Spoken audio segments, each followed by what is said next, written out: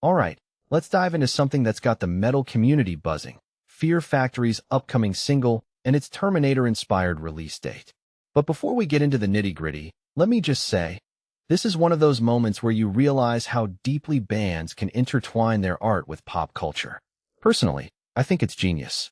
FearFactory has always been known for their industrial metal sound and their lyrical obsession with technology, dystopia, and, yes, the Terminator. So, when guitarist Dino Cazares hints at a release date tied to Skynet's fictional birthday, it's not just a coincidence, it's a statement. Here's the deal. August 29th is the day Skynet becomes self-aware in the Terminator universe. And guess what? That's the same day FearFactory's new single is rumored to drop. Now, releasing music on a Saturday is already unconventional. Most drops happen on Fridays. But this isn't just about breaking the rules. It's about aligning their art with the themes they've built their career on. What makes this really interesting is how they're using a fictional date to anchor their real-world release. It's like they're blurring the lines between their music and the dystopian narratives they've always explored. From my perspective, this isn't just a marketing gimmick. It's a way to reinforce their identity as a band that's always been ahead of the curve when it comes to merging technology and metal. But let's take a step back and think about the bigger picture here. FearFactory has always been about more than just heavy riffs and aggressive vocals. Their music has always been a commentary on humanity's relationship with technology. The Terminator franchise, with its warnings about AI and the dangers of unchecked innovation, aligns perfectly with that. So, by tying their release to Skynet's birthday, they're not just paying homage to a movie. They're reminding us of the themes they've been exploring for decades. What many people don't realize is that FearFactory's music has always been a mirror to our own anxieties about technology. This release date is just another way they're holding that mirror up to us. Now, let's talk about the elephant in the room.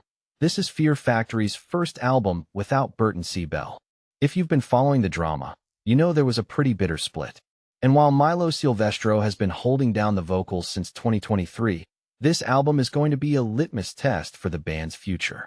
Personally, I think this Terminator-themed release is a smart move. It's a way to refocus the conversation on their music and their legacy, rather than the internal drama. But it's also a risk. Fans are loyal, but they're also critical. If the new single doesn't live up to the hype, it could backfire. One thing that immediately stands out is how much pressure this puts on the band, and on Milo, especially. He's not just stepping into Burton's shoes. He's stepping into a role that's been defined by decades of iconic music. What this really suggests is that FearFactory is doubling down on what makes them unique. Instead of trying to reinvent themselves, they're leaning into the themes and aesthetics that have always defined them.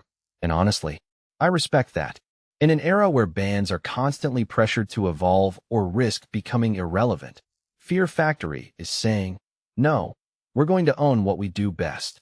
This raises a deeper question, though. Can they still feel fresh while staying true to their roots? In my opinion, the answer lies in how they execute this new material. If they can bring something new to the table while staying true to their industrial metal sound, they might just pull it off.